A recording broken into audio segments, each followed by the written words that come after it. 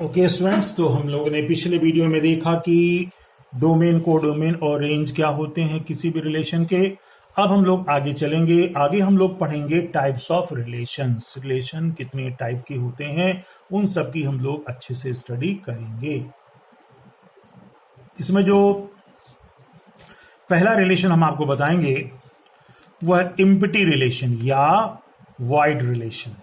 Empty relation, empty का जैसे word से ही क्लियर है, खाली, कुछ भी नहीं होता है उस रिलेशन में, तो यहां पर वही कहलाता है definition. A relation R on the set A या from set A to set A. अब हम लोग जो पढ़ेंगे, जैसा कि पहले हम लोगों ने पढ़ा था कि relation from set A to set B, तो दो सेटों की जरूरत पड़ती हमको है। तो एक सेट होता था ए, दूसरा बी। अब यहां पर जो हमारे कोर्स में है वो सेट ए का ए के ही सेट से रिलेशन, मतलब बी की जगह ही हमको ए रखना है। तो इसको हम लोग डायरेक्ट ये भी कह सकते हैं कि relation R on the set A. लेकिन ऑन द सेट ए पर बच्चे कंफ्यूज होते हैं, भैया ए है तो बी कौन गया, दूसरा सेट कहां गया, क्योंकि रिलेशन तो दो सेट में होता है। तो भाई इसका मतलब ये हुआ कि relation from set A to set B या from A set to A set, A का सेट का ए सेट से ही रिलेशन, या आप जैसे ए क्रॉस बी करते थे, अब उसको हम लोग ए क्रॉस ए करेंगे। क्लियर, ए का ए से। तो अब जो भी चीज हम बताएंगे वो रिलेशन ऑन सेट ए का ही होगा, खुद का सेट के साथ खुद के सेट का रिलेशन। क्लियर। तो a relation R on the set A is called empty if no any element of A is related to element of A. मतलब कोई भी एक भी एलिमेंट जो है सेट ए का ए से रिलेटेड ही ना हो तो ऐसा इम्पटी सेट कहते हैं। अब आप कहेंगे ये कैसे संभव है, तो उसको बनाने के लिए एक एग्जाम्पल सबसे अच्छा रहेगा। एग्जाम्पल क्या आपके सामने कि ए एक सेट दिया गया है, एलिमेंट कितने हैं 1 2 3, और अब दूसरा सेट भी ए ही होगा। तो यहां पर रिलेशन हमने दिया है, relation R is equals to A comma B such that A minus B is equal to 6। मतलब ए और बी, एक्स और वाई कोऑर्डिनेट का जो डिफरेंस होगा वो 6 आ जाए, ऐसा रिलेशन बताइए। तो आपको पता है कि रिलेशन जो होता है वो कार्टेशियन प्रोडक्ट के ही सबसेट्स होते हैं। इसके लिए हम लोग कार्टेशियन प्रोडक्ट निकाल लेते हैं। ए सेट था तो ए का ए से किया, ए का ए से करेंगे 3 इसमें, 3 इसमें, 3 3 9 बनेंगे हमारे पास एलिमेंट ए क्रॉस बी के 1 2 3 4 5 6 7 8 9, ये 9 बन गए। अब आप देखिए जरा गौर से इसमें अच्छे से नजर दौड़ाकर कि आप जानते हैं कि ए पहला होता था, बी दूसरा होता था। तो जरा देखो कोई ऐसा है कि ए में से बी को माइनस करने पर 6 आ जाए, तो भाई यहाँ 0 आएगा, -1 आएगा, -2 आएगा। और अगर हम देखें तो कोई ऐसा एलिमेंट ही नहीं है कि पहले को दूसरे से माइनस करने पर 6 आएगा, का मतलब ऐसा कोई एलिमेंट नहीं मिला। तो क्या लिखेंगे इसको, in given relation R is equals to A minus B such that A 6, ऐसा कुछ मिला ही नहीं तो क्या लिखोगे, A relation B implies that. हाँ, इसको मैंने लिखा है दूसरे में कि ए रिलेशन बी जो ये कहना चाहता वो ये भी कह रहा है कि A relation B implies that A minus B कितना था, 6 था। अब क्या मिला, कोई 6 नहीं ना। आप लिखोगे ए रिलेशन बी, आप चाहो तो इस तरीके से केवल एक कर्ली ब्रैकेट लगा दो या फाई लिख दो। अब आप जानते हैं कि फाई भी जो होता है, जैसा कि मैंने आपको शुरू में जब सबसेट्स बताए थे, तो हर सेट के सबसेट में एक फाई जो होता था वो एक सबसेट होता है। तो फाई जो है वो ए क्रॉस ए का सबसेट है, ऐसा नहीं कि सबसेट नहीं है। तो इसका मतलब यहां पर जो रिलेशन क्या हुआ वो आपका नल रिलेशन हो गया, या कह सकते इम्पटी रिलेशन हो गया, या वाइड रिलेशन कहलाया, कोई एलिमेंट नहीं था। ठीक है, तो ये पहला बताया मैंने आपको इम्पटी रिलेशन क्या होता है। दूसरा हम बताएंगे आपको यूनिवर्सल रिलेशन क्या होता है। अब यूनिवर्सल रिलेशन क्या होता है, यूनिवर्सल का मतलब आप जानते ही, जैसा कि आपने पढ़ा 9th 10th में, यूनिवर्सल मतलब सेट के सारे एलिमेंट। तो यहां पर भी वही चीज है कि a relation R on the set A या from set A to set A is called universal relation if all the element of A cross A is element of relation. का मतलब जितने एलिमेंट ए क्रॉस ए में थे वो सारे के सारे रिलेशन में आ जाएं। जैसे ऊपर देखा आपने, एक भी नहीं आया तो वो हो गया आपका वाइड रिलेशन। अगर वो सारे के सारे आ जाते तो वो यूनिवर्सल कहलाता। वो एग्जांपल फिर मैंने दिया यहां पर कि ए एक सेट है 2 4 5 and relation of set A या from set A to set A is कैसा है, relation is equals to relation A to B such that A plus B का जो सम है वो बड़ा हो तीन से बड़ा होना चाहिए। तो ऐसा रिलेशन ढूंढना है। तो फिर इसके लिए हमने क्या किया, सेट ए हमारे पास था ही, ए को ए से मल्टीप्लाई करेंगे। कार्टेशियन प्रोडक्ट पता करना बहुत जरूरी है। जब कार्टेशियन प्रोडक्ट हमने निकाला तो 3 जा 9, 1 2 3 4 5 6 7 8 9 एलिमेंट हमको मिल जाते हैं। अब जब 9 एलिमेंट मिल जाते हैं तो रिलेशन क्या था, मैं फिर लिख देता हूं, A relation B, A plus B का सम 3 से बड़ा हो। ए क्या होता था, पहला एलिमेंट ए, दूसरा एलिमेंट बी, इन दोनों का सम 3 से बड़ा हो।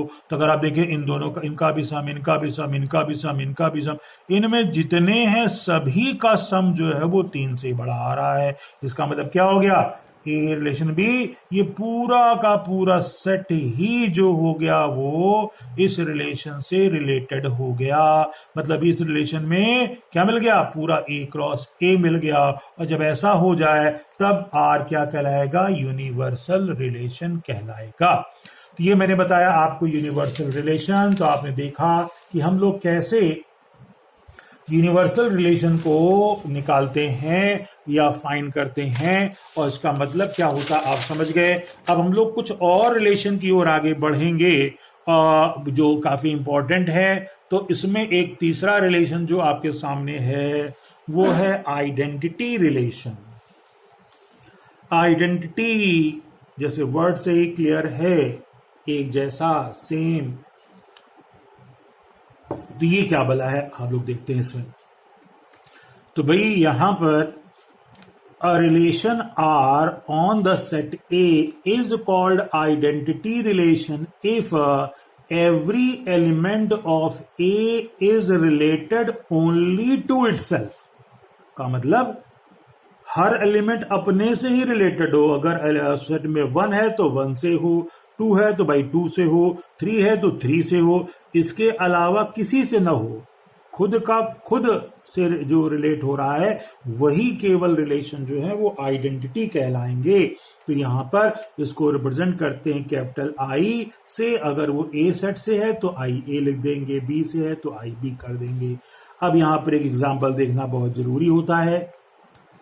तो एग्जांपल क्या कह रहा है कि ए एक सेट है, ए बी सी, और एंड रिलेशन क्या भाई, relation is equals to A comma B such that A minus B is equal to 0।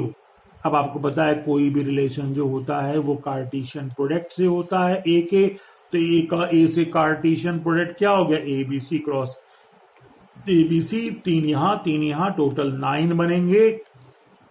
तो आपने देखा 1 2 3 4 5 6 7 8 9, भाई मैंने पूरे 9 एलिमेंट जो ऑर्डर्ड पेयर बने हैं इन दोनों के कार्टेशियन प्रोडक्ट से हमने यहां पर लिख दिए हैं।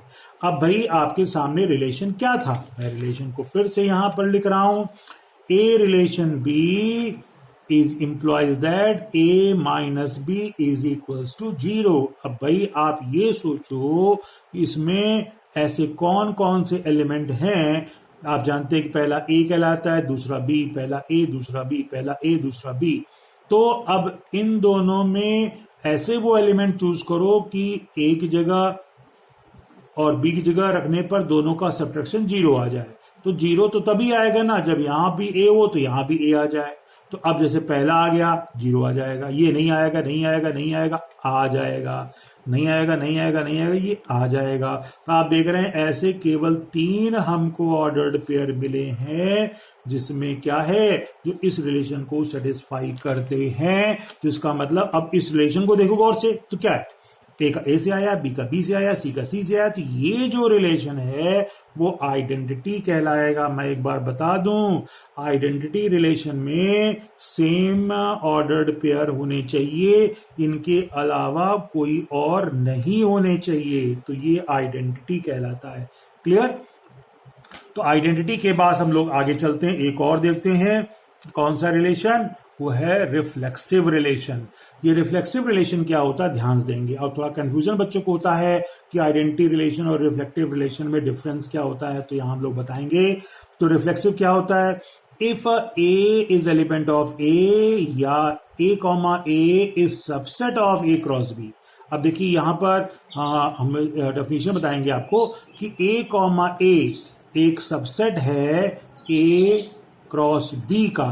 तो अब अ रिलेशन आर, जैसे ऊपर एग्जांपल था ना, a relation R on the set A is called reflexive कब, if A relation A is true for all A belongs to ए।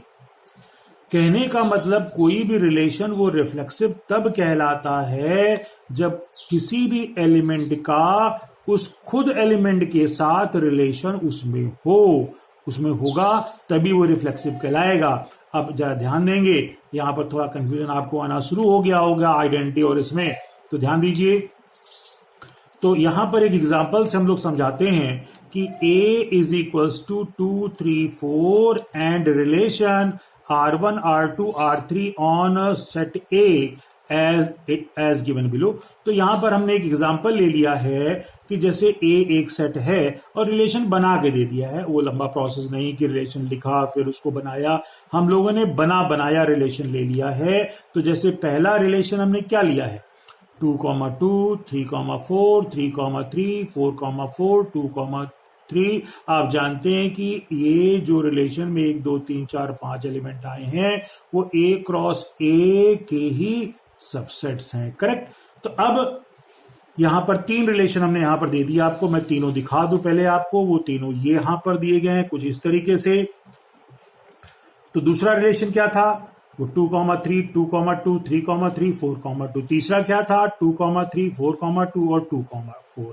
तो ये 3 रिलेशन मैंने इस सेट से बना दिए हैं, और अब हम डिस्कस करेंगे क्या इसमें कोई रिफ्लेक्सिव है या नहीं है।